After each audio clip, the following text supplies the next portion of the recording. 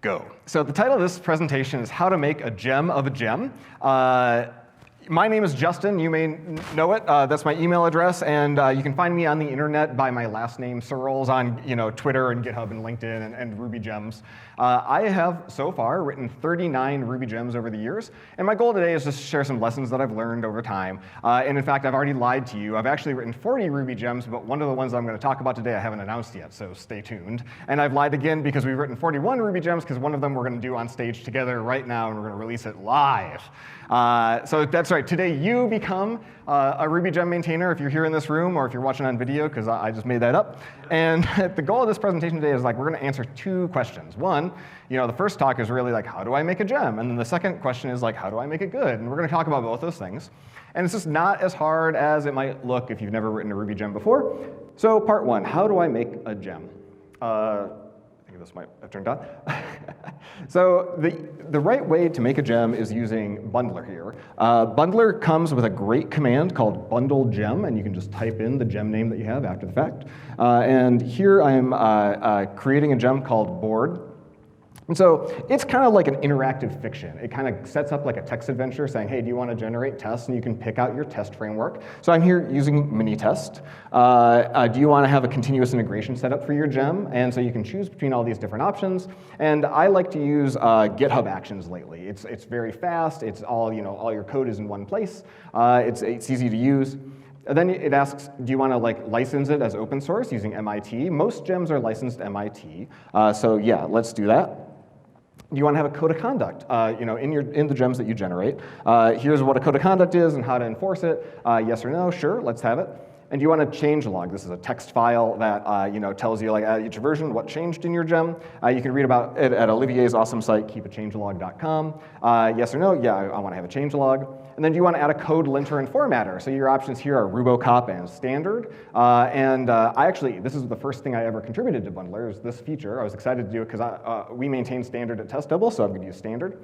And then it initializes a Git repo here. And then the next thing I do is I just run git commit bundle gemboard. Whenever I generate a new file, a new project, I like to commit it right away, so that way anything that I change I know is something I did. So let's go ahead and commit it. All right, so we did it. We created the new gem. So let's run bundle install. And there's these warnings, now an error is saying that the gem spec is invalid because there's all these to-dos in there. So we don't actually have a working gem yet. So let's pop into the gem spec. And when we do, we can zoom in and you can see there's all these sort of to-do items. We just have to work through each of those. So we're going to write a description. We don't need that second description. We're going to put in the home page as just the GitHub page. We don't need that thing. We can set that, and we can set the source code URL and then the changelog URL. And now we've gotten all these to-dos done, so we can commit that we fixed the gem spec. And there we go. We can run bundle install again, and that's now going to bundle and install everything cleanly. So that's great. So now we can run rake, and that's going to run our tests and lint. And you can see that the test failed, and here's the default test board. We're going to pop into that file here, and you can see it's got this second test, it's just test to make sure that it's doing something. We'll just throw that away, because I just want to get to a passing build as fast as possible. Great, so now we're passing. A great way to make your build pass is to delete the tests. So we did it. We made a gem that does nothing. Congratulations. Well, what this gem is going to do is it's going to call this free API called the board API. So we're going to write a quick test. So a test that it just returns an activity. The public API is just going to be board.now. We're just going to assert that this gives us some kind of object that kind of has all these same properties like price and description and that stuff on it. Run rake again, and now we're going to see that that fails because there's no board.now method on that module. And this is not a test-driven development talk, so I'm not going to ping-pong back and forth and show every single step. We're just going to dive in and write all this code. This is a generated file that comes with the gem. It says your code goes here, so let's just follow instructions and wipe away that comment, and then we're going to write a module method called now, and we're going to use net HTTP, pass it the domain and a path, and then we're going to wrap that in a call to json.parse, and so we're going to take that string, turn it into a JSON-y hash, and then we're going to create a new custom object called an activity, and we're going to translate that JSON into a normal Ruby-ish object. Now activity needs to exist too, so we're going to define that class by using struct, and then we're going to create all these different property types, and here turn on keyword initialization because it makes it a little bit easier to use. And then last but not least, we got to go require those two things that we use. So we got to require NetHTTP and JSON, and those are both part of standard lib, so we don't actually have to require any additional gems or anything. So we zoom way out, and this is our whole first gem implementation. Hopefully it passes the test. Okay, cool. And so now we're passing, and now we're ready to go. We can ship it. So we're going to go ahead and just update the version. So by default, it gives you 0.1.0, but I'm a big fan of lowering expectations. So I always start at 0.0.1. Then I run bundle, which is going to update the gemfile.lock, and so that won't cause any git churn.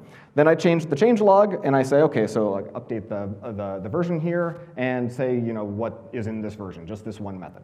All right, so I can commit version 0.0.1. Then I run rake-t. Rake-t is a cool command that gives you all of the rake tasks that are defined. So I'm going to run them here and see, oh, I've got this cool rake release. It's kind of like does everything. It makes sure you're all bundled. It generates the gem. It packages it up. It pushes all the git commit and creates a git tag. And then it finally releases it to Ruby gems all in one go. Real simple, easy to use. So we're going to run rake release here. And then it's asking for my MFA code from Ruby gems because I got 2FA set up. So here's the code. And then boom, push to Ruby gems. So we did it. So this gem is really up on Ruby gems. That means you're a gem author now. And so you're also responsible for the maintenance of this gem. And whenever I push up a new gem, I always like look up at the GitHub site, and I just revel in my work. And I zoom in, and I wait for it, and then boom, it happened. Our first issue. So somebody's got a complaint, and it's my partner Todd.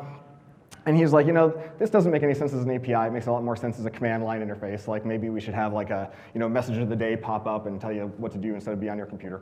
And so how do you write a command line interface? Actually, like the bundler gem tools and the rake tasks make this pretty easy. There's just some additional kind of plumbing, and it looks arcane, so let's like walk through it.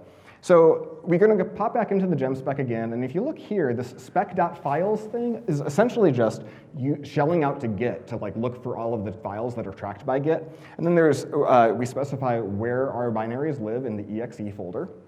And then we go and grab all those executables, those things tracked by Git. Again, we're just focused on the plumbing here, and we can see that the exe directory doesn't exist yet. So we're going to make it, we're going to touch a file, we're going to make it executable, and then we're going to go and start writing this little script. So I need a shebang here to say, like, hey, I'm writing Ruby code. The load path stuff is normally handled for us by Ruby gems, but because we're inside the gem, we actually have to manually load that lib directory, which will allow us to require that board file. And then this doesn't exist yet, but I know I want some sort of like CLI object. I'm going to pass it argv, which is the argument vector. That's all of the kind of command line parameters that people might type, and then call run. None of this exists, but I just want to kind of get this down on paper. And then I'm going to actually commit it now, even though it's like a work in progress, because like I want to actually see that when I run rake install, which is going to package up the gem and then install it locally, that I should be able to run the board command. So when I run board, I am elated to see this error message because it shows that it's actually successfully running my script. And so I've got all the plumbing stuff worked out, and the next step is to actually make it work. So the first thing we got to do is go back into our lib board, which is kind of the entry point for our gem. We're just going to require relative that board CLI thing. Again, this file doesn't exist, so we got to go make it. Then we're going to go create the CLI class, and as an initializer here, we're going to pass it that arg vector and put it on an ivar. And then it turned out we don't really need it, so it's kind of future-proofing. Because all we're going to do in our initial implementation here is just call board.now and then puts the description to the command line. All right, so now we can run it locally. You don't have to install it to actually test it. We're going to run it here, and it says learn woodworking. All right, cool. So step 3 is cut a new release. Got to stay on task. So we're going to update the version number now from 0.0.1 to 0.0.2, and then we're going to run bundle again. That'll update our gemfile.lock. And then we've got a change log here, so we got to add, yeah, there we go, create a new section, and then we added the board CLI.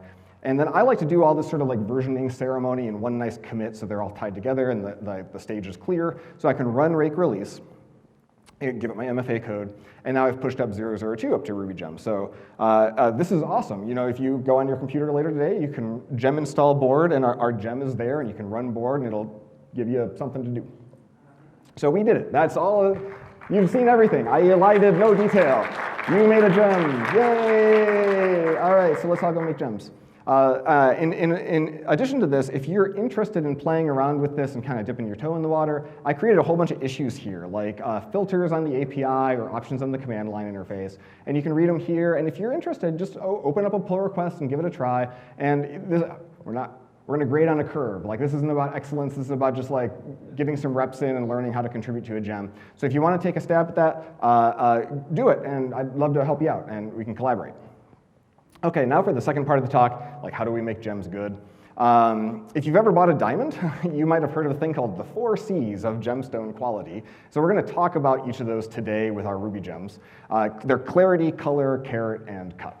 And so we're going to start by talking about clarity. And this is a story for people who find it hard to focus in a crowded code base, like myself. I've got this Rails application called Kame-Same. It's a Japanese learning tool. I can search for words in it like hapyo, which means presentation, what we're doing right now. And I can read about that, or I can go and actually like add it to my reviews and do little quizzes and learn the word. But if I search for a word like Ruby, it's actually not there, because initially when I built this thing, I had a very small dictionary, just 2,000 characters and 8,000 words, and I wanted to make that bigger.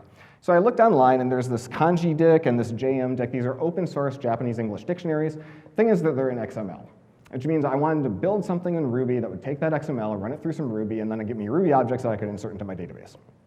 And what it would allow me to do is go from 2,000 characters to 10,000, and from 8,000 words to 200,000. And it seemed like a pretty big win. Now, I'm operating in the context of a monolith, and I love Rails, and I love working in a monolith because everything's right at hand, and I can kind of keep it all in my head at once. But it has the downside, too, if we visualize the monolith. I've got all the user management stuff and the quiz module and like keeping track of people's progress. I've got the whole like React JavaScript front end. I've got the search capability. And like I have to mentally kind of carve out space for this new dictionary import to come in. And it feels constraining, and I have a bad habit of making kind of short-term, naive design decisions when I feel kind of claustrophobic. So I just pulled in Nokogiri, make a new class, and I take a path, and I open up that XML document all into memory all at once, and then I use XPath, and I grab the entries, and I loop over them, and I kind of like cherry pick the parts of each word that I want, and then I upsert those all into my item table, and I take a stab at this, and I run it here. And when I ran it, it like took over 12 minutes to run, because I was literally paging out. It was just way too much memory. And I knew what the problem was, but like I'm thinking, and I'm overwhelmed by all the complexity around me, and I just couldn't really get in the right headspace. And so sometimes it's nice to just blow it all away and start in a brand new folder and start a brand new thing. So I created a new gem called AWA. AWA stands for English Japanese, so it's kind of dictionary adjacent meaning. And so what it allowed me to do mentally is push all that other stuff aside and just focus on the dictionary stuff. And this allowed me to think like, hey, actually what makes the most sense here is to do a streaming Sax XML parser, which you can do with Nokogiri, but not very many people had done before. And it also gave me plenty of time to get the entity mapping right and create a good object model for this. Would be useful not just for me, but for others. And then a streaming public API that was like, going to be garbage collection friendly, so it didn't chew up so much memory. So I blew away my original Nokogiri implementation and imported AWA. And it looks pretty similar. You still say I'm parsing this file, and I have these entries. I'm shoveling on these hashes, and then finally, upserting the items again. When I run it now, it was way faster. It was like 9 seconds, right? So it's a huge gain. And now when I go and I use Kame-Same, I can search for things like Ruby and get a whole bunch of results back. And so it is, I think, an underappreciated benefit of breaking out and starting a new thing, pure function, none of like the incidental dependencies onto your big monolithic app. Just go and start a new folder or a new gem and dedicate some space for some mental clarity. The next thing I want to talk about is the color of our gems. And this is a story for anyone who makes rash decisions when emotions are running high, like me. I think of it like sort of like a pain chart from here to here, where like at one end of the spectrum you're not mad, at the other end of the spectrum you're real mad. But where I do my best work is like right in the middle, in care mad mode. And I've got a long relationship with RubyConf. It's a linter and formatter for Ruby. And honestly, I didn't really use it for years because I don't care about linters and formatters, and I just don't care about programming language stuff or abstract syntax trees or parsing. It's just like everyone's got a thing, it's just not my thing. But I did see a lot of teams over the years have pointless debates about like, we should have this rule or that rule, and then like passive-aggressively changing the rules and unrelated pull requests back and forth forever. And like, it's just not a great way to live. And then I saw some teams even, like where there'd be a tech lead or somebody would sort of like, use it as an authoritarian means of control to like control how other people did their work, like whether it's like really strict metrics or whatever, and that really, I hate to see it. So I got mad enough at RubyConf that what I wanted RubyConf to be was like an unconfigurable tool, like just take all those arguments and get them out of there and just have everyone be able to focus on the work, what really matters. And so I very brashly decided like the solution to this was like I was going to fork RubyConf. So I literally made a fork. I called it RubyConf. In hindsight, it's weird that I changed the Rubo part of that name. But I went through, I moved it, I did a lot of find and replace, and I made a huge big git diff. I was furiously typing because I was mad at RubyConf. And so like, temper is cooled, and now I'm in caramad mode, this is where I like to be, right? So I'm like starting to work on this unconfigurable configuration and just picking out all of what I think are the best rules. But like before I'd even gotten halfway through it, boom, there's like a major RubyConf release. And I look away again, there's another one, and another one, and another one. Turns out a lot of people, unlike me, really like linters and formatters and contributing to them, and it's a super actively maintained, pretty sophisticated project. And I realized I was always going to be outpaced.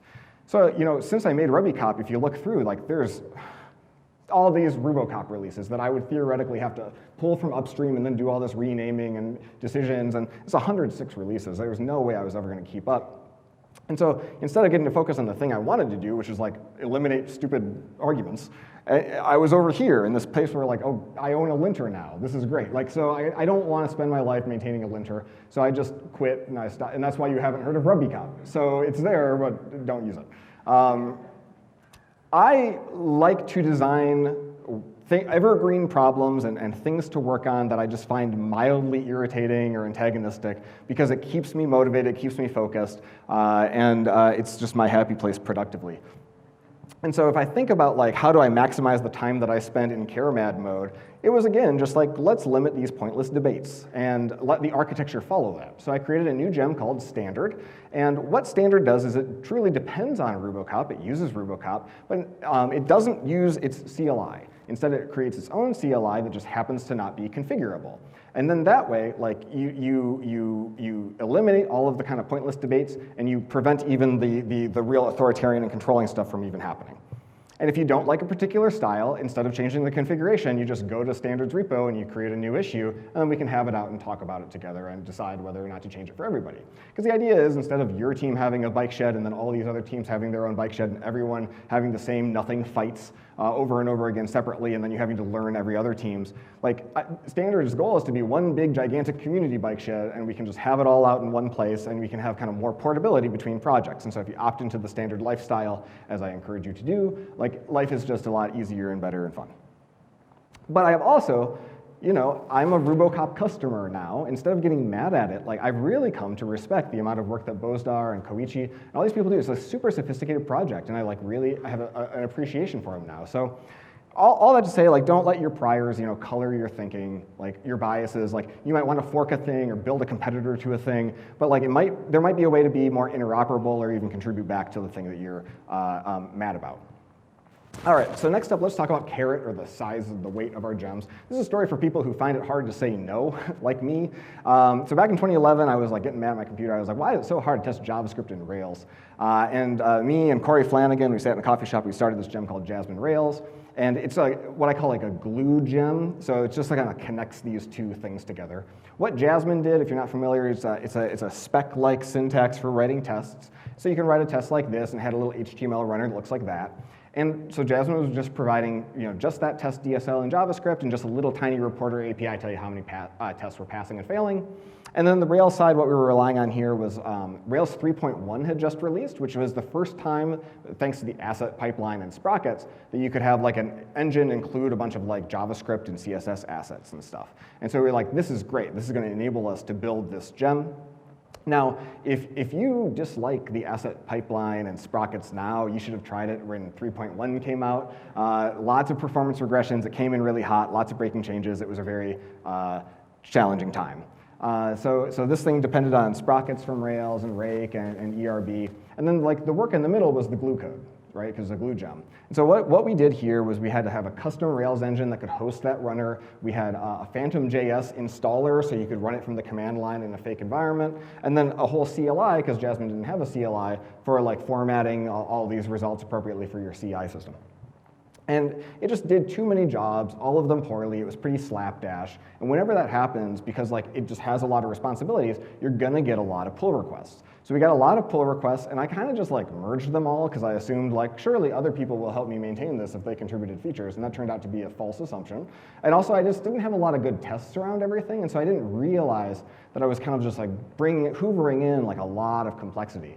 But I just like said, yeah, and let's pull it in, like make it the best we can do. I've never had a really popular gem before. But what I learned is you got to be really careful. There's configuration where you're like change where a path comes from, and then there's configuration like it changes the mode that you're operating in, like turn on and off features. And so there's like a lot of different optional features in this gem now. And maybe in my app I only use one of them, and maybe in the thing that runs on CI it actually uses none of them. But like if somebody's angry about a particular issue and they open up like a new bug request, like maybe they've got these 3 flags turned on and they're interacting in some way that I didn't anticipate and I didn't test for, because like it's a combinatorial math problem. It's like if you've got 7 optional modes and they can all interact with each other, that's 2 to the 7th power, or like 128 different configurations of your gem. You got to test all those if you want it to work. And so anytime we got one more pull request, marginally it might look like, oh, this is just one more little true-false flag. But in fact, like if it's the 8th thing, now we're at 2 to the 8th, and now we got 256 modes. So you're really, really careful about configurability like this. New options like not only make it more confusing and harder to maintain, but harder to test and be assured about. Like every time I changed anything in this gem for years, I felt like, oh, it's probably going to break somebody else. And eventually I just grew to resent it and I stopped working on it. So we had 67 people contribute to the gem, but at the end of the day, I was the only one accountable if it broke. And because I'd pulled in so much of other people's code that I didn't read, like no one understood how it all worked. And so last week, I just merged the final PR to this gem to say that it's no longer maintained. And so now all that's changed here is no one's accountable if it breaks, so don't use that gem. So 9 years later, I had a new MacBook, but the same problem. Why is it so hard to test JavaScript and Rails? I learned some lessons this time, and I created a new gem called Cypress Rails. This is also a glue gem, and it connects Cypress, which is like a web testing tool in JavaScript, with Rails. And it's got a test API, it's got a runner, it's got a great CLI. It brings more to the table. And on the Rails side, I just use kind of more hardened pieces: Rake, Railties, Action Pack. And the glue's responsibility here is much less. Here, I'm just responsible for like kicking off a new test server, sort of like your system tests do. I roll back transactions between tests, so there's like a little like route that you can hit to say like, hey, I want to isolate the data between these tests that you can do. And then there was a superclass that we wrote for a mini test where you could inherit from that and then like run Rails test, and it would include your Cypress test along with your system test cases and stuff. But it turned out that in practice, that was really slow and kludgy because Cypress didn't know about it. It didn't work with all the extensions. And I could just tell it was not going to be something I would use. So I had a tough choice to make. I had to choose between remove the feature and potentially make somebody mad, or continue supporting that feature in perpetuity for fear, even though it's not very good, mostly out of fear that like somebody might get mad if I removed it. But the Jasmine Rails experience had taught me, like the right thing to do is just to get rid of it. Now, if you publish a gem and it doesn't have a particular option, no one's going to know to thank you that your gem doesn't do this unnecessary thing, but like you need to have your own backbone and kind of stand up and be a bit of a vanguard for complexity creep. So now there's only 2 modes, right, in that gem, and it makes testing really easy. I've got a test app for transactional mode, I've got a test app for non-transactional mode, and so I can be really assured that like whenever I release something, as long as the test passes, it's probably going to be okay. So yeah, the lesson there is just don't let complexity, whether it's complexity of like you feeling like you got to do everything, or other people telling you got to do everything, a bunch of pull requests, like weigh down your gem, because like the last thing you want is 5 years from now hating the thing that you created. So last but not least, we're going to talk about the cut of your gem. And this is a story for anyone who doesn't take feedback particularly well, like me. So Test Double, our company, it's an allusion to the name Test Double, which is like a like it to be a stunt double in your tests, any fake thing that stands in for a real thing when you're testing. Now, most mocking libraries, a mocking library creates test doubles, it's one and the same effectively. Most mocking libraries, their APIs kind of make it real, like they're focused on like how do I take real things and sort of poke holes in them like Swiss cheese. And what they really do is they facilitate testing of hard to test code, is essentially how most people use mocking libraries. But my preferred kind of mocking library, same kind of tool set, but like totally different framing. It's like paint by numbers. Like how do I help facilitate writing easy to use code that just happens to be via tests? So it's a way different mental model, and the way that I kind of got into this mode was in the late aughts from a great Java jar called Mocktail. And I kind of ported it in 2010, a spiritual successor, for Ruby with a gem called Gimme. And so I made it in my spare time, because I had a job, it was kind of constraining, a little bit stuffy at the time. And so I was using Gimme to have fun. So I got to play with like a lot of Ruby metaprogramming, that was fun. Instead of doing unit tests, I did executable requirements with Cucumber, and so like all of the documentation was executable. I thought that was cool. Some clever inheritance going on, but mostly I was just like having a good time. But I was really proud of the API. I knew that the API was good. I knew it was an improvement over anything else available in Ruby. I still use it. And Jim Weirich, who was a Ruby hero of mine, unfortunately he's no longer with us, but he wrote Rake. He was an early contributor to Ruby gems. Great person. He also had a gem called FlexMock, which was a mocking library. I saw him at a conference, and I pitched Gimme to him. I was like, check this out. This is really great. And I was really nervous, and I waited, and he said, it's interesting. He was like very positive. He was also a really positive guy, but I was super heartened. I was really excited by that. And then later on that year, he sent me a pull request to Gimme. So he was like using Gimme, and I was like, oh my God, my life is over. This is the best. Like my hero is using my thing. And it was just really exciting. So then I saw this tweet when he said, hey, he was like dismayed by the use of Cucumber instead of unit tests and stuff. And I was like, that sounds like something I did. And then I looked at the date, and then I looked at this date, and I was like, oh God, my hero just subtweeted me. And it was really demoralizing. And the worst part, of course, is that Jim was absolutely right. Because I would start to get issues like, hey, here's a bug from Jason, and I'd try to like pull back the covers and work on it and realize that when all I had were these integration tests, I didn't have unit tests that were actually forcing me to write well-factored code, and it was just a big yarn ball, and it was changing one thing here would break something over here. So it was like the right idea, it was the right API, but it was just the wrong execution. I didn't do my best work to implement it well and to be maintainable. So I just gave up for 10 years. That's one solution to the problem. Until today, because breaking news, I've got a new gem to announce. It's called Mocktail, and it's something I built over the summer because like I've decided the gems can have sequels. So it's a totally fresh start. It's the same kind of API, but this one like I just decided to code it good instead. You can check it out online. We're not going to go into the API and stuff today, but it's called Mocktail. Hopefully it's well documented. We're going to release some screencasts and stuff over the next month and a half. But same kind of deal. I've got a day job, which is more flexible now, and I spent time thinking hard about the API over years, really, building prototypes and throwing them away. I strive to get 100% code coverage, so I'd be sure it all worked. Lots of small, well-named classes, so I could be sure that I'd be able to maintain it. And I was feeling really good about it. And then I had a lot of thread safety issues, so then I fixed those, but I was a little less happy because I don't like dealing with multi-threading stuff. But overall, big picture, I had been proud to make Gimme, but I was super proud to share Mocktail because I really believe in this and I think it's going to work over the long term. And more than just pride, I know future me is going to thank me because it's going to be more maintainable. And because I've got a really great test suite, if Ruby changes under me or any dependencies break, I'll have a better chance of fixing those quickly. It's also more inclusive. If somebody wants to work on this gem later, they'll just be able to clone it and then run bundle and run rake and really quickly get up and running. It's not going to be arcane. And it's exemplary in the sense of it's a good example of my work. I'm pushing up my best work to GitHub so I can share this is how I like to code, right? And not a lot of us have a lot of portfolio work. So if you've taken the time to write a gem, it might be a good time to kind of show off what you know and how you like to write code. So over the years, even though I don't want to discourage anyone from just playing around and programming for fun, if you do plan on maintaining something for a few years, I've never regretted taking the time to measure twice and cut once. So that was a little bit about the 4 C's. And I hope that you take this talk and take some energy today and think about maybe there's a gem that you could create or contribute to. And if you do create something, I would love to hear from you. Or even if you have any trouble or issues, reach out to me by email or DM me or tweet. If you got any feedback about the talk or you'd like to share it with somebody else, we'll be sharing a video real soon. And I'd love to hear from you. But last but not least, before I close and go away, I just want to share real quick, this is a very special RubyConf because this is actually the 10-year anniversary this year of my very first Ruby conference. I spoke at Rocky Mountain Ruby in 2011, just down the street in Boulder, and a guy named Marty Haught was organizing, and he took a chance on me, and he's also director at Ruby Central today and organizing today, and I got to speak alongside heroes like Jim, and it really changed my life. This is actually after Jim subtweeted me. But I took it in stride, and it was just a great experience, and my life has been transformed. That's actually me. Oddly enough, that talk was about Jasmine and the Jasmine Rails gem I just told you not to use.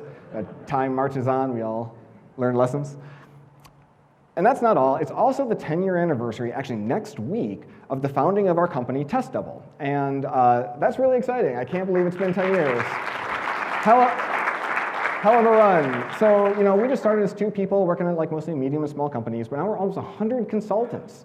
A lot of you in the room have worked with or at or are working at TestDouble or with TestDouble, and it makes me like so happy that we get to work with so many cool people. And we're at clients now like GitHub and Zendesk and Betterment and Gusto, just working with some of my favorite companies and products, and just really awesome teams. And it's been a wild ride, and I'm super grateful. If you are share our mission of like wanting to like improve how the world writes software, you can learn more about like being a consultant at careers.testdouble.com. And if you're like at work and you're doing something ambitious, or you could use some additional help, or you're maybe like got some legacy rescue, or like wanting to learn some new skills, our service is primarily to just join your team and help you out and get stuff done alongside you. And you can learn more at services.testdouble.com, or just send that link to your boss. And last but not least, like really, I just want to slow down for a second, pause, and really say thank you, because like my life has transformed over the last 10 years, and it's all thanks to the Ruby community. Like TestDouble would not be the company that it is today without all of you and being able to engage and meet people. Some of like my favorite like lifelong relationships and friends I've met in this community, and the fact that I still get to go up here and yammer on at you is just, I'm tremendously happy to be here today. I'm really, really grateful, and I want to thank you all personally for your time today. So thanks.